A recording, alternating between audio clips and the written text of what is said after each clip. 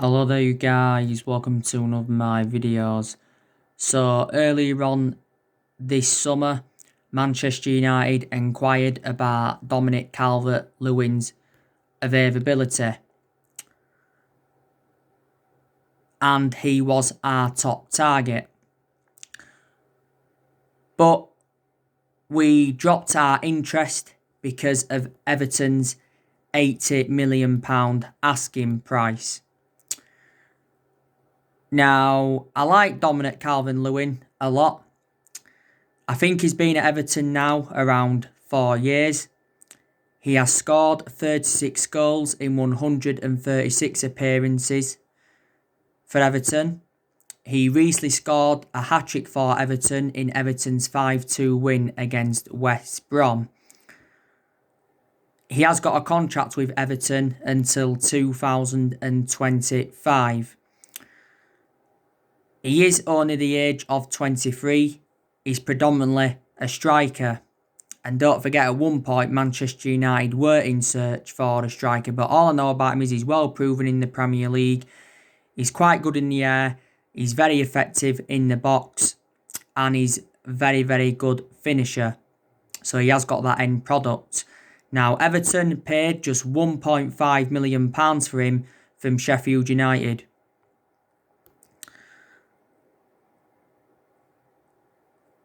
He was at Sheffield United for several years. That's where, he actually began his career.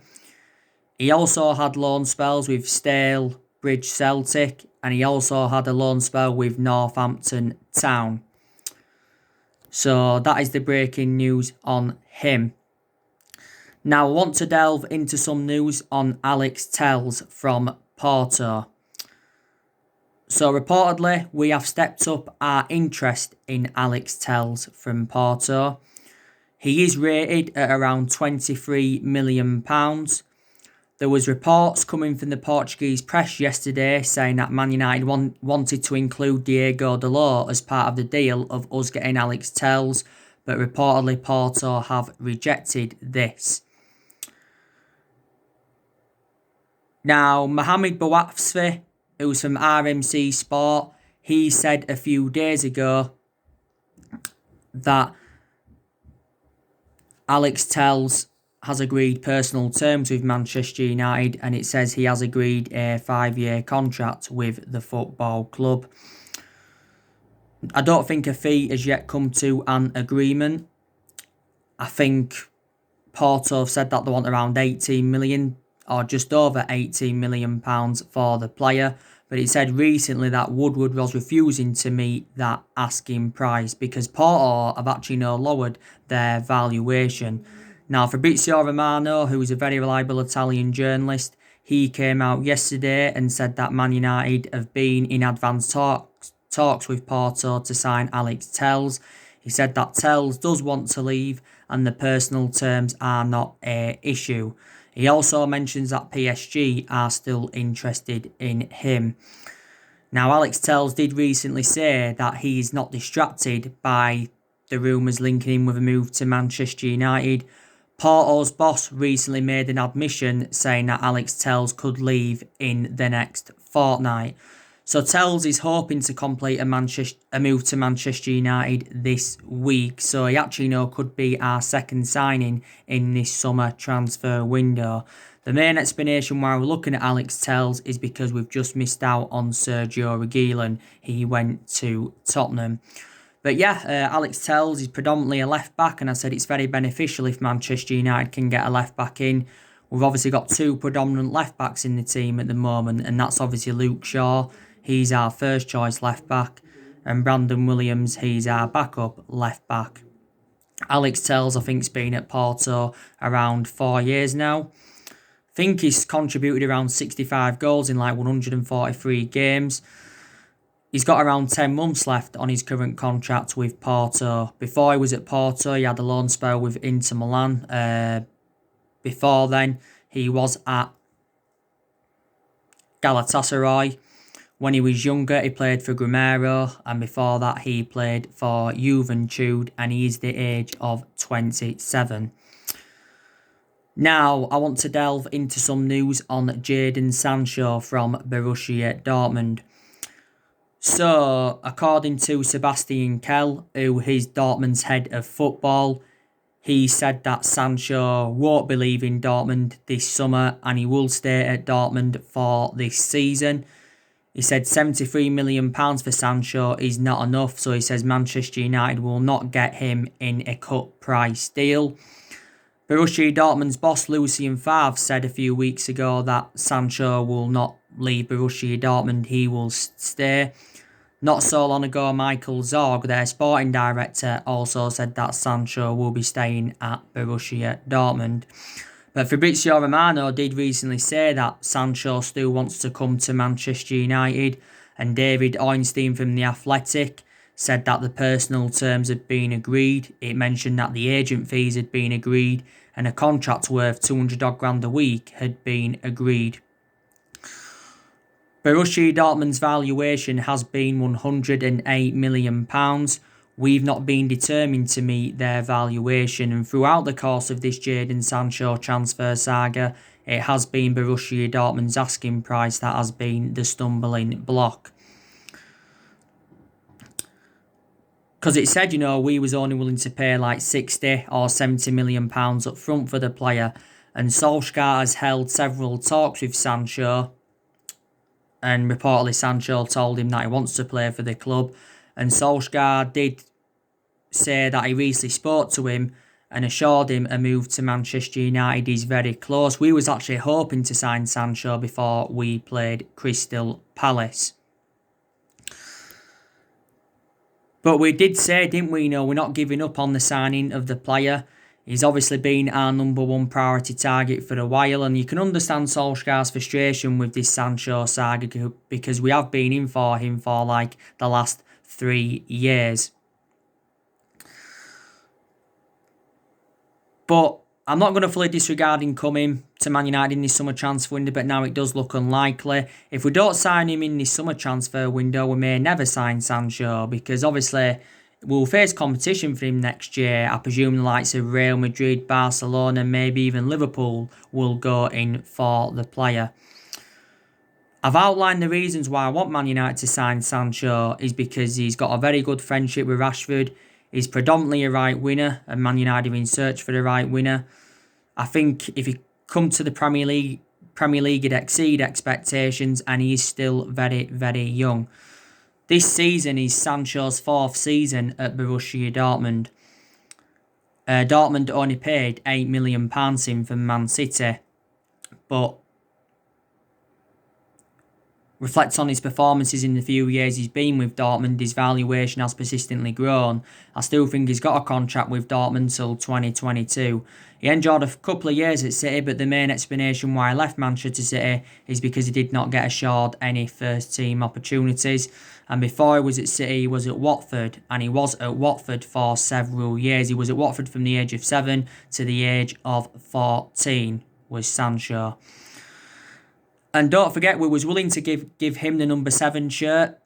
We have got number 7 vacant at this present time, and we have had a lot of good number 7s up and down the generations. But for a while now, we've been looking at a lot of alternatives to Sancho. We've been recently looking at Ismail Assar and Watford. I heard now that Liverpool have dropped out, so Man United have got a chance of getting him on the board. He's a much cheaper solution. Watford said they do want at least £36 million. I think Watford paid around £30 million for him from, was it Rennes last year? We've looked at quite a lot of alternatives.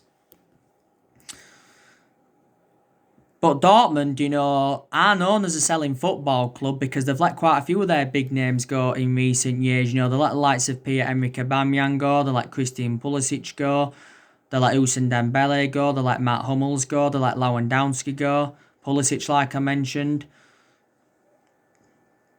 Ilkay Gundogan, Mkhitaryan, Shinji Kagawa also left them at one point.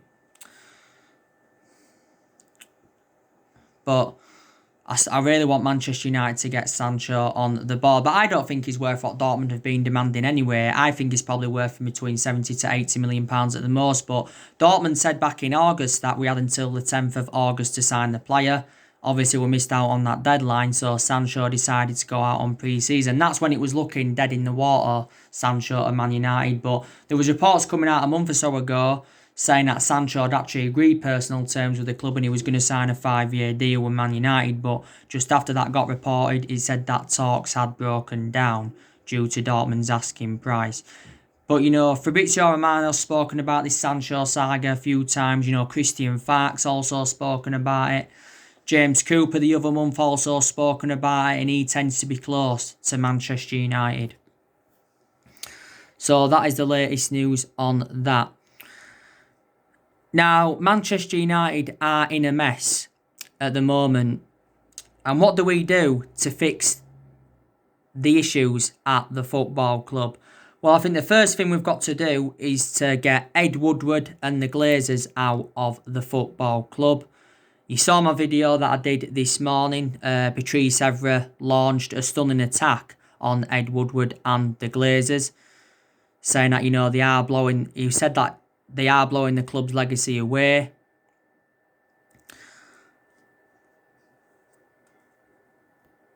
And he says, there's people at the club that just don't even respect Sir Alex Ferguson. So Evra did say quite a few things. But we've been very, very critical of the board for several years, reflecting on how poor our recruitment policy's been. We've also overpaid for players in recent years. We've also made a lot of mistakes in the last 7 years, such as a lot of the players we've brought in the last 7 years haven't been the right calibre players for Manchester United. There's obviously some certain players we've given contracts to who we shouldn't have given contracts to. I think the managers that we've had since Sir Alex Ferguson retired have not been backed enough. And quite frankly, Solskjaer's not getting backed enough in this summer transfer window. Woodward has been at the football club since 2012 and the Glazers have been at the football club since 2005. Now, Solskjaer recently revealed that he's been very, very frustrated with the board. Obviously, over the lack of transfer business in this summer transfer window. So far, we have only made one signing in this summer transfer window, and that was Donny van de Beek. Got him in a deal worth £40 million. Donny van de Beek signed a 5-year contract with Manchester United, and there's also an option of a further year. Don't get me wrong, he's a good signing. He's made a fantastic impact so far. Recently scored on his Premier League debut against Palace. Should have started, but came on in the game. And he did well in that 1-0 defeat to Aston Villa in pre-season. But Solskjaer said he wants to make 3 more signings after Donny van de Beek.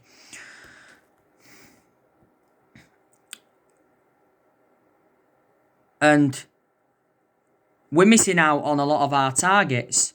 Like I said to you, we missed out on Sergio Reguilon. He went to Tottenham.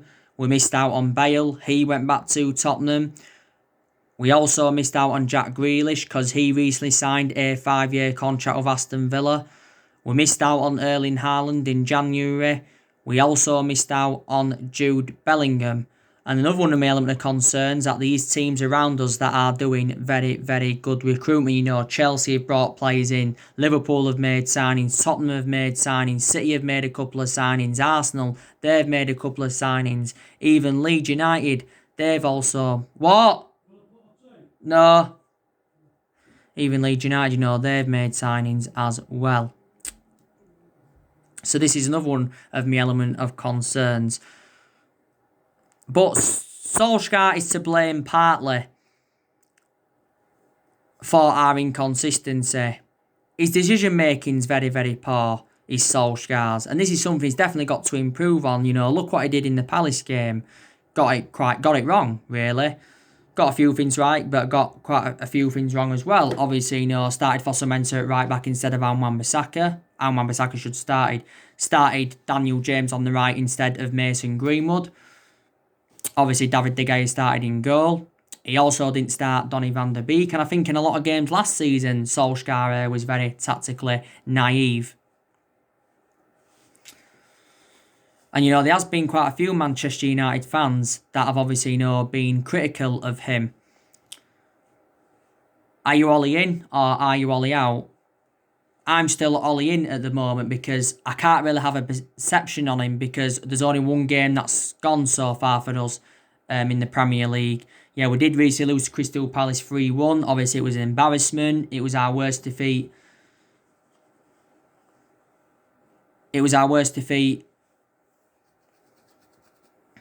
On our opening day of the Premier League season since 1995. So that was like 25 years ago.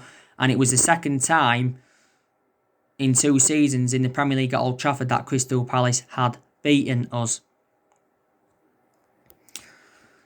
But if this inconsistency is to continue, then I may be demanding Ole Gunnar Solskjaer out of the football club. There's obviously certain players, they've got to take responsibility as well, because there's certain players that are not stepping up to the plate.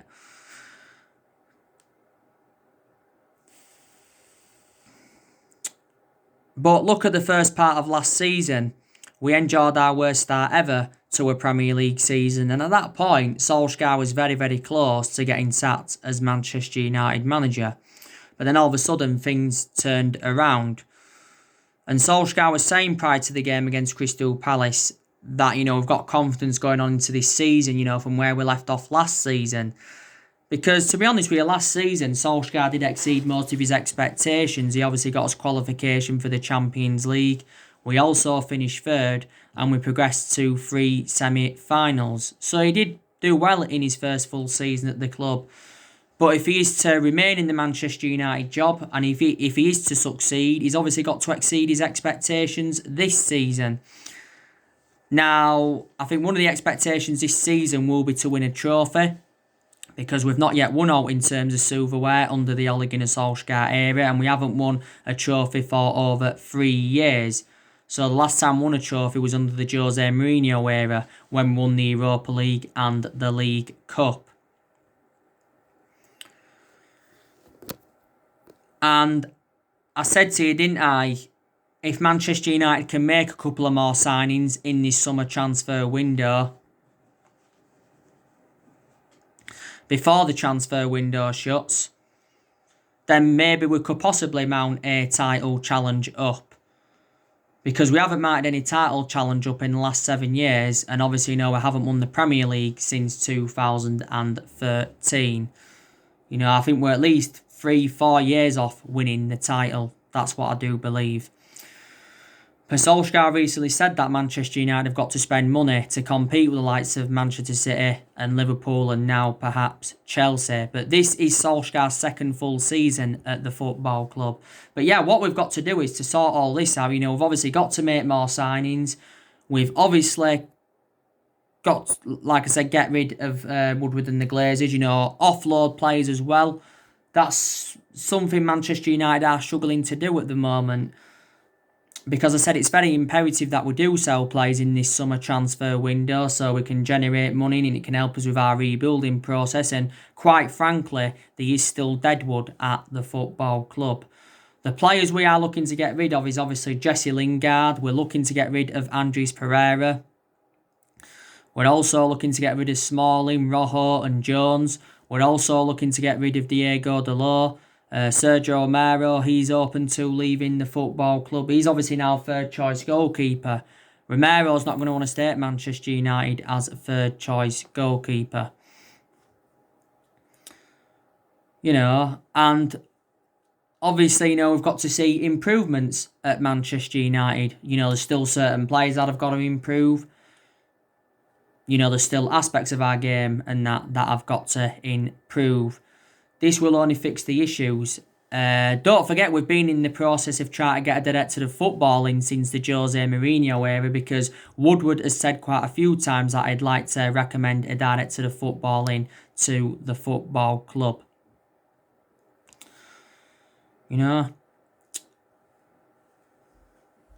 But like I said, if we did sack Solskjaer, who would come in to replace him? Obviously, before Solskjaer got the job permanently in March last year, there was talks of Mauricio Pochettino coming in. Pochettino's well proven in the Premier League, but obviously hasn't won out in terms of silverware, so that's one element of concerns. Massimiliano Allegri, would you recommend him into Manchester United? At one point we was in for Zinedine Zidane. But it wouldn't really solve much if we did sack Solskjaer, would it? Even though he may not be good enough, because we haven't got the structure to keep sacking managers. Despite the fact that we have sacked 3 managers since the Ferguson era. We obviously sacked Moyes, we sacked Louis van Gaal, and we sacked Jose Mourinho. So Solskjaer is our 4th permanent manager since the Ferguson era. And like I said to you on one of my recent videos I did, it's going to be hard for any manager at Manchester United or any manager in general to replicate Sir Alex Ferguson's legacy. Because we haven't dominated English football since the Alex Ferguson era. Like I said, when Solskjaer first came in, he was inheriting a squad that was worth £700 million. This was obviously before he made signings. So Solskjaer's inheriting a lot of players even from the Jose Mourinho era. Still a few players even from the Louis van Gaal era. And still one player from the Moyes era. And still a few players even from the Sir Alex Ferguson era. But yeah, Solskjaer has made signings since he's come in. Obviously, has spent around £240 million at the club. Last summer, he brought Daniel James, Wan-Bissaka and Harry Maguire in. And in January, he brought Bruno Fernandes and Odion Ighalo in. And recently brought Donny van de Beek in. And he's also brought a few academy players into the football club. So it's good that, we're bringing more young players in. And there's a lot of good young players that are coming through at Manchester United. And to be fair, Solskjaer has got rid of a lot of the deadwood since he got recommended into Manchester United. We have seen the likes of Sanchez leave the club. We've seen Lukaku leave the club. We've seen Angel Gomez, Herrera, Fellaini, Darmian, Valencia Young all leave the club. We also loaned a few players out. We loaned Tahith Chong out to Werder Bremen. We loaned Dylan Levitt out to Charlton. I heard that we're going to loan James Garner out to Watford, or is it being official? And I think we'll loan Joe Pereira out again for another season. And I just like the way that Solskjaer has promoted the youth. So there is positive to take from his tenure. He has been at the football club now over a year and a half. But there's some Manchester United fans that don't think he's good enough, despite the fact that he knows the culture of the club, because obviously, he enjoyed 11 years with us as a player. He managed the Manchester United reserve team for a couple of years, so he did watch this team at this day and age grow and develop. But we have got some good players in our team, like I've already mentioned. We've obviously got Martial. He's done very well under Solskjaer. Rashford, he's done very well under Solskjaer. Just recently recovered from an ankle injury, Rashford. Greenwood's also done well under him. Greenwood's had a few issues recently, though. Williams did well last season under him. I think Fred McTominay, Matic had done well under him. Paul Pogba did well towards the end of last season. I think Luke Shaw's also done well under him. And I think the signings that Solskjaer's brought in have also, done well. So we have got good players. And there's a lot of players, that we will keep at the football club. But like I've already said, it's very imperative that we do sell players as well. Manchester United do play Luton Town tonight in the Carabao Cup 3rd round. I've already given you my preview for the game. I've already given you my predicted 11. Solskjaer will make quite a lot of changes from our 3-1 defeat to Crystal Palace recently. I think he'll rest Rashford, Martial. I think he'll rest Bruno Fernandes. He'll rest Paul Pogba. I don't think Lindelof will be involved, because Lindelof's performance against Crystal Palace was absolutely abysmal. You can say he was accountable for all 3 goals. I think De Gea will also be dropped and Dean Henderson will start in goal. Dean Henderson should be making his debut for the club tonight. Brandon Williams, I think, will also come in at left back for Luke Shaw. So Luke Shaw will also be rested. I think Ighalo will play up top, like I said, instead of Anthony Martial. Possibly, some of the young players could be involved. Maybe Lingard could play a part. Maybe even Juan Mata could possibly play a part. Tuanzebe and Phil Jones are the ones that are injured, so they're obviously not going to be involved. Smalling won't be involved because he's continuing to be linked with an exit away from Manchester United. But we should be beating Luton Town, like I mentioned. Luton are currently in the Championship at the moment. this game tonight is going to be the 40th meeting between Manchester United and Luton, and the first in a league fixture since 1992.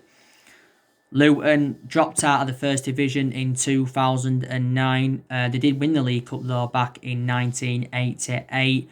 They've got a few injuries, I think, themselves. Like I mentioned, they've got Dan Potts out. They've got O'Kane out, and they've got Brendan Galloway out.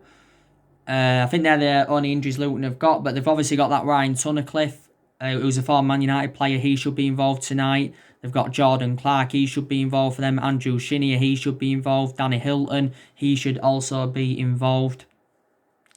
But Luton, did progress to the third round by obviously beating Reading in the previous round 1-0, and they beaten Norwich in the first round 3-1. Their current manager is Nathan Jones. This is actually his second spell at Luton. He managed Stoke before, and he also was the caretaker manager of Brighton at one point. But I think you can say the Carabao Cup's a priority for us because we want to win a trophy this season. We won't win the Premier League. FA Cup would be a good trophy to win. Champions League, we're obviously not going to win that because we're not strong enough as yet. We haven't obviously won the Champions League since 2008. But we haven't won the Calvert-Lewin Cup since 2017. We've won it 5 times in total because we won it on 4 occasions under the Sir Alex Ferguson era, didn't we? So, yeah. And I've already said as well what Solskjaer's got to do. I think he needs to put Dean Henderson as number 1 because I think Dean Henderson is now reliable enough to become our number 1 goalkeeper. Dean Henderson has got that experience behind him. He recently enjoyed 2 successful loans with Sheffield United. Dean Henderson's been at the club since the age of 14, so he has been part of the club for several years. He recently signed a 6-year deal with Man United worth 120 grand a week, didn't he? Did Dean Henderson. But I think David De Gea will remain our number 1 for at least this season, or for at least the first part of this season if it isn't all season. We know that Harry Maguire is obviously going to remain Manchester United captain this season. So, yeah. So anyway, guys, that's everything to update you today. Drop your comments, likes below on the channel. If you do, consider subscribe as always, and take care. God bless, and I'll see you all again very, very soon.